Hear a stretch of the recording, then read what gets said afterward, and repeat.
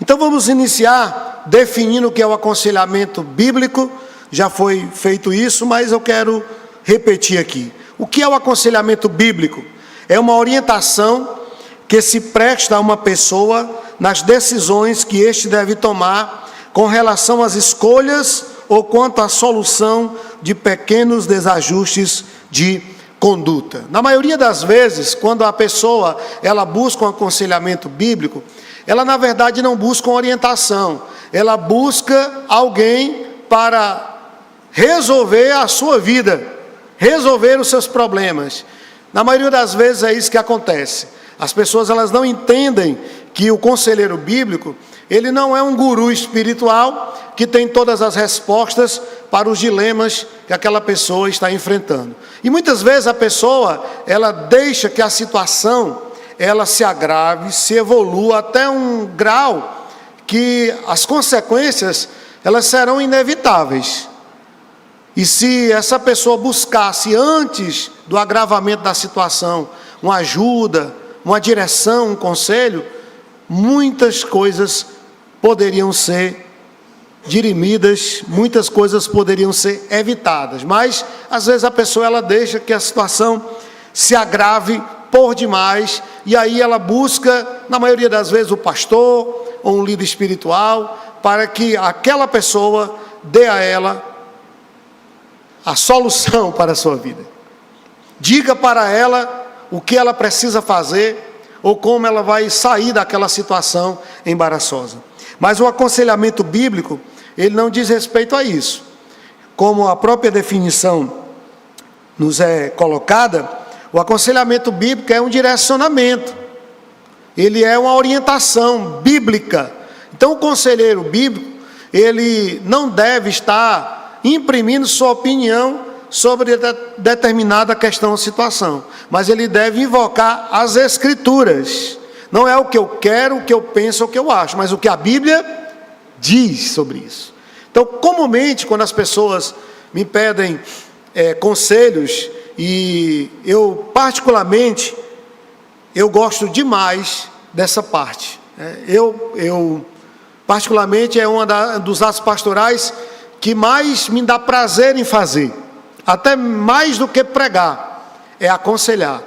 E eu faço isso com muita alegria no meu coração. Principalmente quando eu vejo que as pessoas, elas acolhem aquilo que é dito, o conselho que é dado à luz da Bíblia, e elas procuram colocar em prática, e eu vejo os resultados do efeito da palavra de Deus na vida das pessoas. Então eu fico por demais feliz, e contente quando eu vejo isso acontecer. E só nessa semana, eu já iniciei a semana praticando o aconselhamento bíblico. Então, eu já me sentei com várias pessoas, de segunda-feira até hoje. Inclusive, hoje de manhã, eu estava lá no gabinete pastoral, numa sessão de aconselhamento bíblico com uma irmã. E isso é muito importante, é muito interessante. E como nós já temos ouvido, de forma muito, muito contundente, essa prática do aconselhamento bíblico não é uma prática que está restrita ao pastor ou aos líderes da igreja. Quando nós olhamos para o Novo Testamento, a prática do aconselhamento bíblico deve ser algo difundido em toda a igreja. Todo cristão, ele deve ser capaz de dar conselhos bíblicos, de ajudar pessoas, de orientar pessoas, e não apenas a liderança.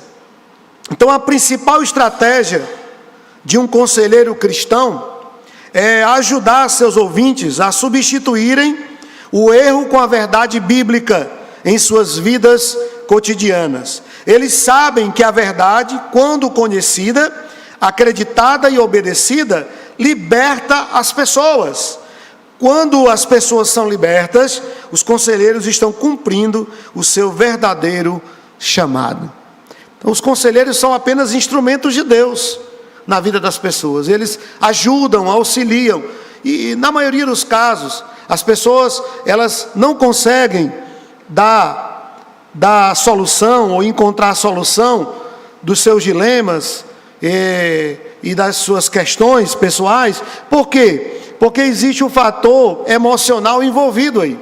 Quando você envolve a questão emocional, dificilmente a pessoa vai ter lucidez para encontrar uma saída, uma solução para aquela situação em que ela está mergulhada e envolvida. Daí a necessidade de alguém que está de fora, alguém totalmente imparcial, que pode dar uma direção, um conselho, sem estar envolvido emocionalmente com aquela situação ou com aquela pessoa.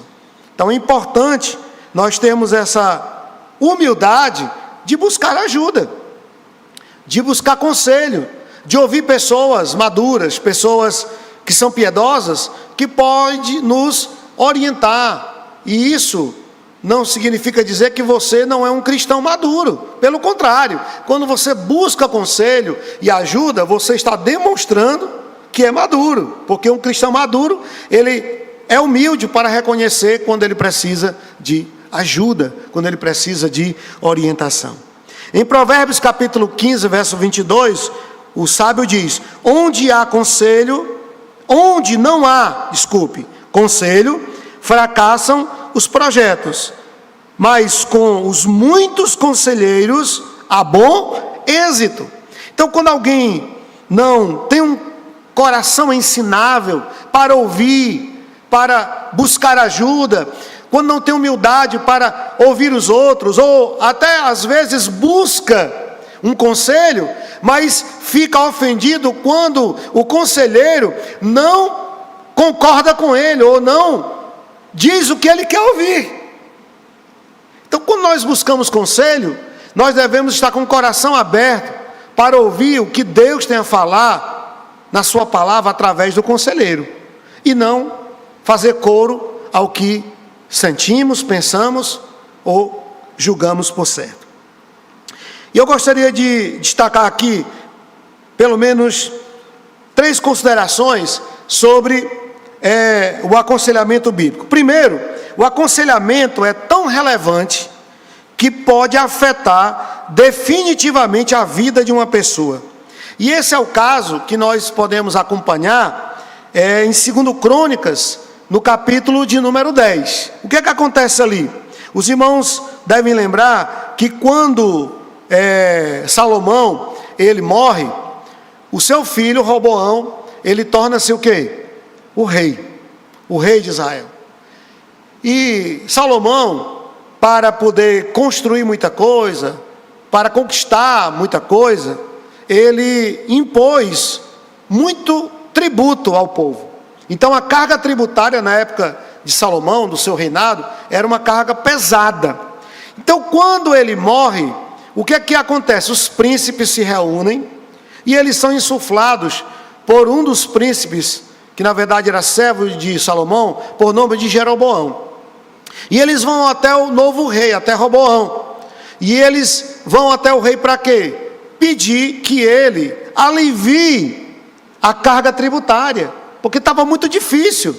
Não tinha como produzir, como prosperar naquele contexto econômico. E, a princípio, Roboão, ele vai buscar conselho em quem? Nos mais velhos, nos anciãos. Então ele procura os anciãos, inclusive que aconselhavam seu pai Salomão. E o que é que os anciãos dizem para ele? Olha, realmente o teu pai colocou um fardo pesado, uma carga pesada de tributo nos ombros do povo.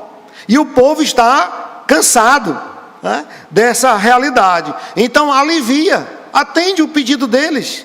É legítimo o pedido deles, a demanda deles é legítima. Mas Roboão, ele não satisfeito, porque talvez ele não ouviu aquilo que queria ouvir.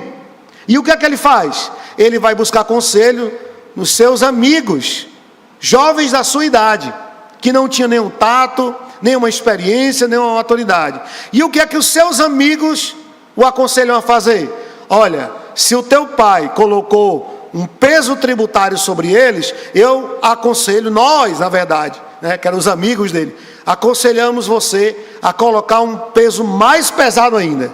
Você é o rei, eles não têm do que estar questionando isso.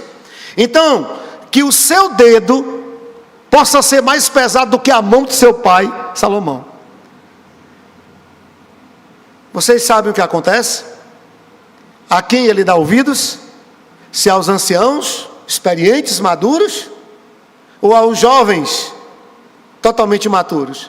ele dá ouvidos aos jovens. E ele impõe uma carga mais pesada ainda sobre o povo. Sabe o que é que acontece? Israel se divide em 2 reinos. Os príncipes saem naquela reunião revoltados e eles começam uma guerra civil, e Israel se divide em 2 reinos. Reino norte, com a sua capital em Samaria, e Reino sul, com a sua capital mantendo-se em Jerusalém. Tudo isso por causa de um conselho ruim.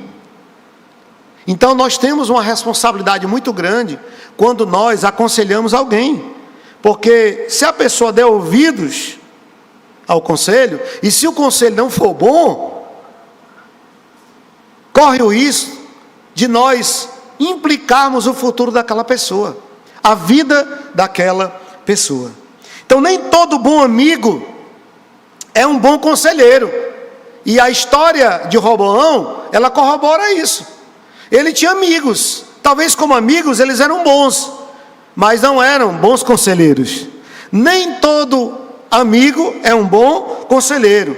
Nós vemos isso nos amigos de Jó, por exemplo. Ninguém pode negar que aqueles 3 ali eram amigos de verdade, porque quando todo mundo foi embora, abandonou Jó, eles ficaram. Eles continuaram ali do lado de Jó, Zofar, Bildade e Elifaz. Todos foram embora, junto com a riqueza de Jó, mas eles ficaram do lado de Jó. Só que eles eram ótimos amigos, mas péssimos conselheiros, porque eles acabam acusando Jó, e ele diz: olha, não tem como você ser justo e estar passando pelo que você está passando. Olha aí os pilares da teologia da prosperidade. Se você é fiel, então Deus tem que te abençoar. Então se você está sofrendo é porque você é infiel. Então toda a dinâmica do livro de Jó, ela é montada a partir desses debates entre Jó e os seus 3 amigos. Eu digo 3 porque Eliú, ele só fala lá no final, ele era o mais novo, e quando ele fala, os teólogos dizem que a voz de Eliú é a voz da teologia, é a voz de Deus. E ele só fala quando Jó começa a questionar por que Deus não havia dito para ele que ele ia passar tudo que ele estava passando. Isso está no capítulo 33, a partir do verso 14 do livro de Jó.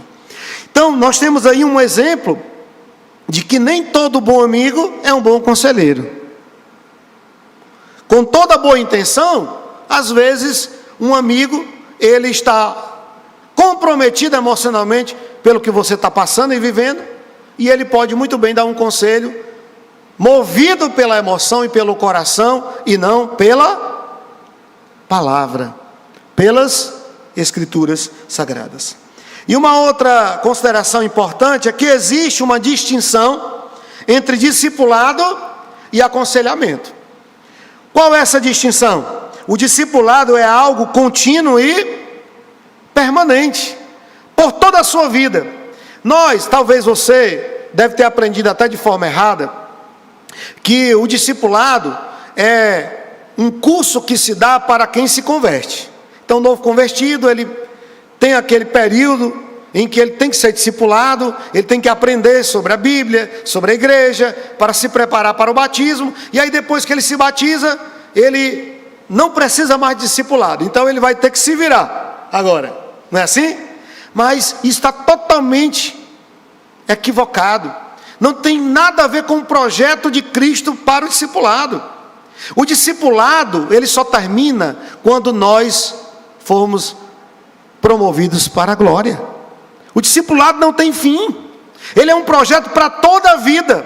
Enquanto você estiver aqui e seguir a Jesus, você é um discípulo, e se você é um discípulo, você precisa estar sujeito ao discipulado. Então o discipulado é um projeto para toda a sua vida, para toda a sua existência. Você sempre necessitará de alguém para te discipular, para te instruir, para te orientar. Mas o aconselhamento, ele é diferente. Ele é um programa com começo, meio e fim. Você não pode viver sua vida toda dependendo de aconselhamento bíblico. Não pode, porque você precisa amadurecer, você precisa crescer, você precisa aprender. E em vez de estar buscando constantemente conselhos, ou conselheiros bíblicos, você precisa se tornar um conselheiro, para aconselhar outras pessoas. Então, o aconselhamento bíblico é um programa que tem começo e fim.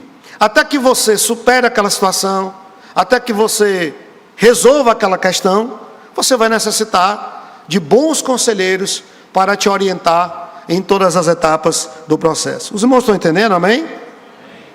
Então, quais são os métodos do aconselhamento? Eu queria destacar aqui, pelo menos, 5 etapas, do aconselhamento bíblico. Primeiro, a conexão. É necessário criar laços entre o conselheiro e o aconselhado. A pessoa que é aconselhada, ela tem que se sentir segura para ter confiança de compartilhar suas dores, seus dilemas e até seus pecados. Porque é bíblico isso. Confessai os vossos pecados uns aos outros, para serem perdoados. Então é necessário isso. Precisa existir uma relação de confiança, meus irmãos, entre o aconselhado e o conselheiro. Um conselheiro que vaza assuntos em uma sessão de aconselhamento, ele não pode ser um conselheiro. Na verdade, ele não é. Porque há uma quebra ali de confiança. Sem contar que é uma falta de ética. Então, se a pessoa compartilhou com você algo, você precisa guardar para você. Se é algo muito sério, você pode falar com a pessoa, instruí-la, instigá-la, incentivá-la a procurar a liderança da igreja, se é um pecado grave, por exemplo, procurar a liderança da igreja para confessar, para ser devidamente tratado. Mas isso é um processo. Você não pode quebrar a confiança da pessoa. Você não pode falar o que a pessoa compartilhou com você, porque ela não terá mais confiança de compartilhar os seus dilemas, nem com você, nem com mais ninguém. Nem com mais ninguém. Isso é muito comum, infelizmente, dentro da igreja. É ou não é, meus irmãos? As pessoas morrem sofrendo sozinhas, mas não têm coragem de abrir, porque tem medo do que as pessoas podem fazer, o uso que elas podem fazer daquela informação sobre elas. Então elas preferem sofrer caladas e vão esfriando e morrendo espiritualmente até que caem na fé. Então tem que existir uma conexão, uma relação de confiança entre conselheiro e aconselhado. Segundo, exploração. O conselheiro deve ser alguém capaz de ouvir e fazer perguntas certas. Vocês sabem que o que move o mundo não são as respostas, São as perguntas. São as perguntas que movem o mundo. E o conselheiro, primeiro, ele tem que criar uma conexão com o aconselhado. Depois que ele cria essa conexão, essa relação de confiança, o que é que ele precisa fazer? Ele tem que conhecer a história dessa pessoa. Ele tem que ouvi-la, ele tem que saber por que ela está naquela situação, porque ninguém fica numa situação ruim de uma hora para outra. Então ele precisa investigar, ele precisa saber o histórico daquela pessoa. Isso é muito bacana, irmãos. Isso não tem a ver com técnica. O conselheiro pode até aplicar técnicas da psicologia, da terapia, mas eu não aconselho. Embora eu considero útil as técnicas de psicologia e terapia, mas quando nós falamos de aconselhamento bíblico, o conselheiro precisa buscar a sabedoria de Deus.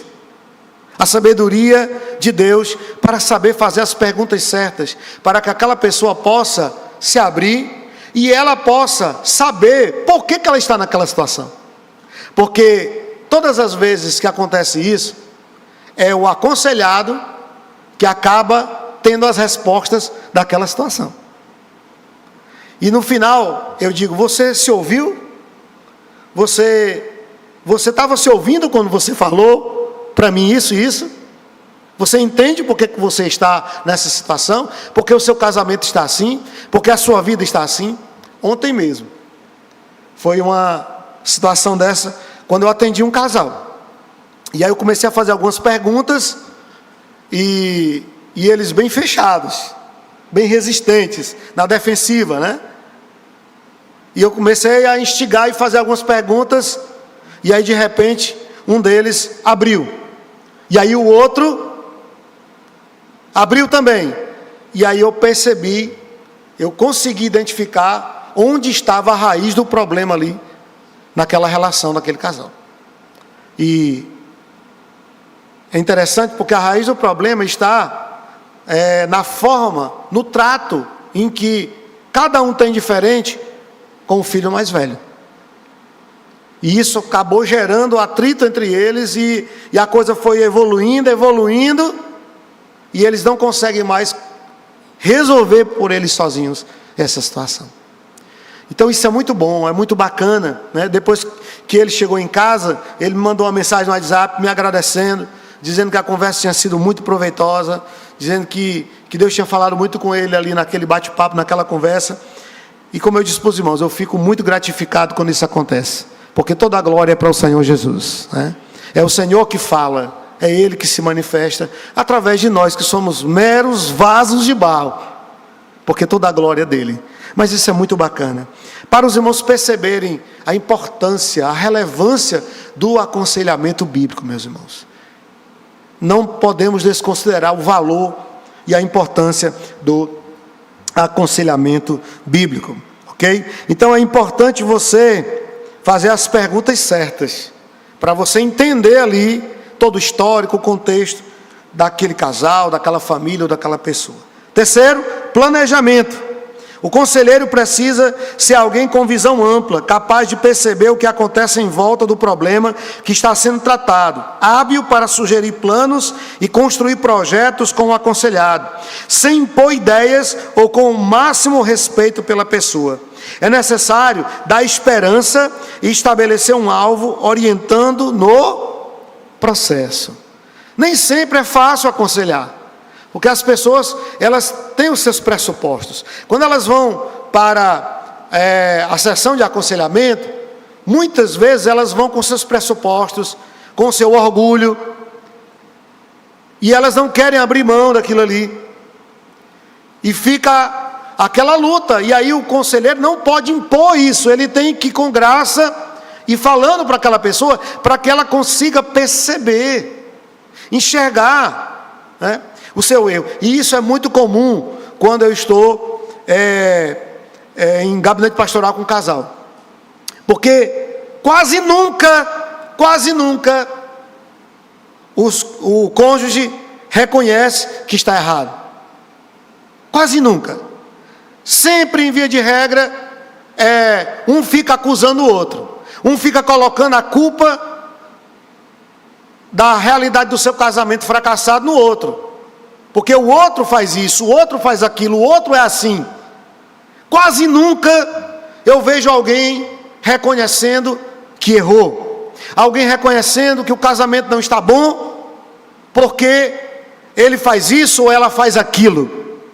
E quando reconhece, e começa até bem, realmente eu faço isso, eu sou assim, mas quando diz essa palavrinha, aí eu digo, se perdeu aí.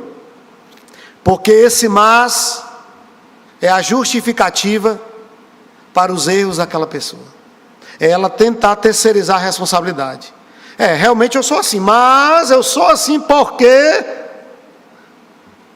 E isso é muito complicado, meus irmãos. Porque nós temos uma dificuldade muito grande de reconhecermos as nossas falhas.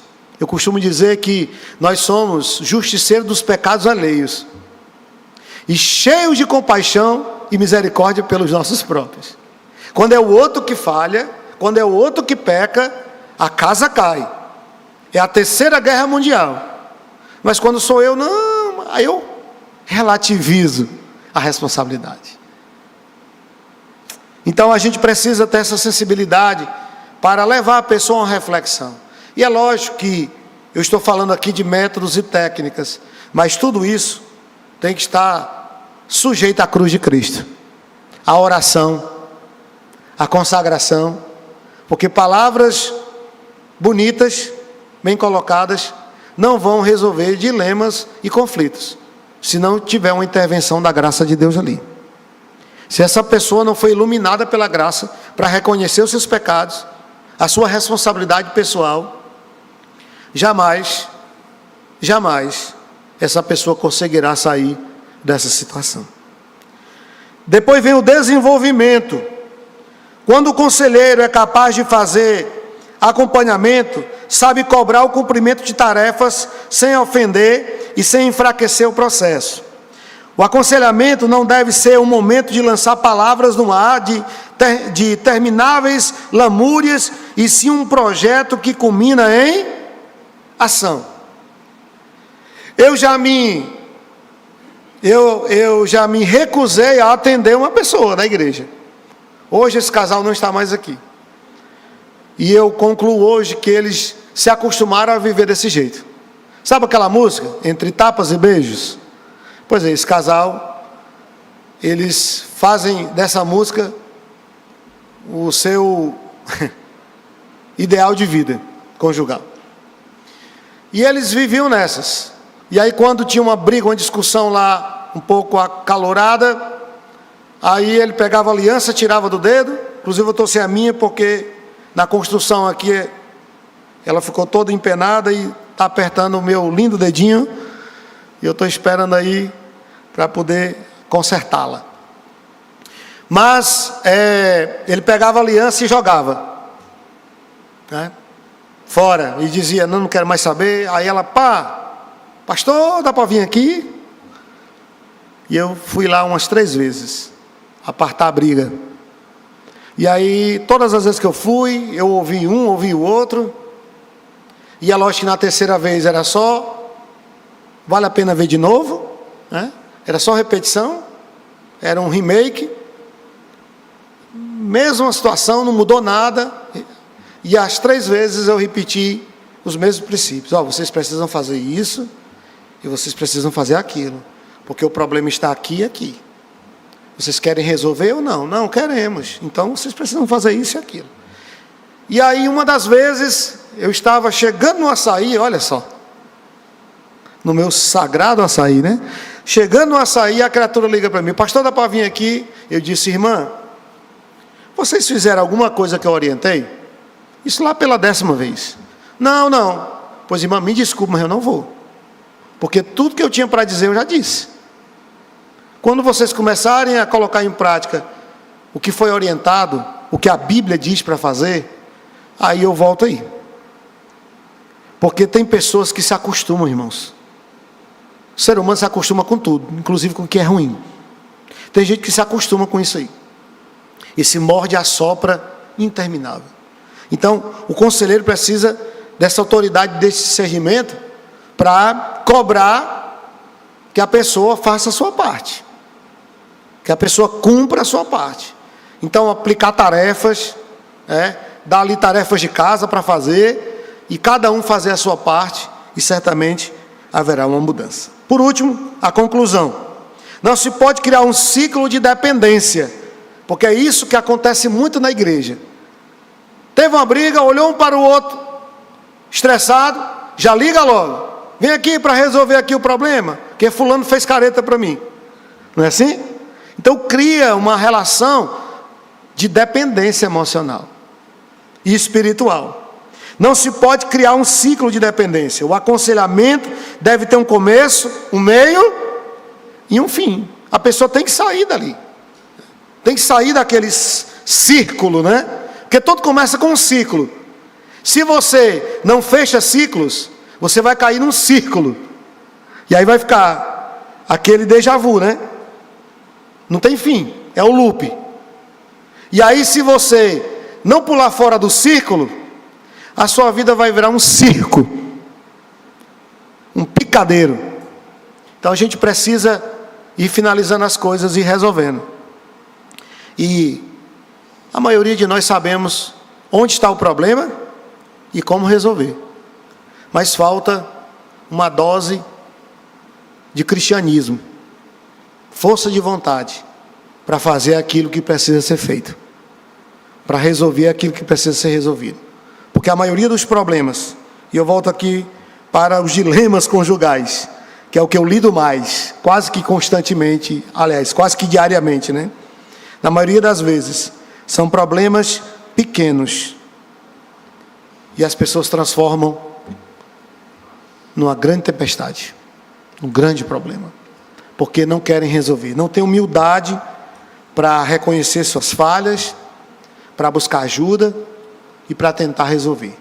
Sempre está colocando a culpa no outro e a responsabilidade no outro. Irmãos, com toda a graça e amor que eu tenho pelas pessoas, mas eu tenho me recusado a ouvir algumas pessoas até que elas decidam mudar suas vidas, até que elas se rendam diante de Cristo, para que Ele possa fazer a obra que nem eu e nem nenhum de nós podemos fazer, a não ser Ele, pela sua graça. Tudo pode mudar, tudo pode ser diferente, e tem hora que cansa, meus irmãos. Uma pessoa me mandou uma figurinha e eu perdi ela, vou atrás de novo. E a figurinha dizia o seguinte: é cansativa a vida de crente. Se a vida de crente é cansativa, quem dirá de pastor? Porque tem hora que cansa. É o mesmo problema, é a mesma situação, é a mesma realidade. Espera ainda, pelo amor de Deus. Vai até quando assim? Você pode mudar, você pode resolver, e você não faz? Então não faz porque gosta, porque está preso, acorrentado a essa situação. Mas a boa notícia é que o Evangelho pode ressignificar a nossa vida. O Evangelho pode mudar a nossa realidade. E esse é o instrumento do aconselhamento, a palavra de Deus. Meus irmãos, o que o Evangelho não transformar, nada nem ninguém pode. Nada. Mas o Evangelho sempre será suficiente para transformar uma vida e uma história. Amém? Que o Senhor possa aplicar em nosso coração a sua bendita palavra nessa noite. Quem recebe essa palavra, Deus seja louvado, Deus seja glorificado em nosso meio.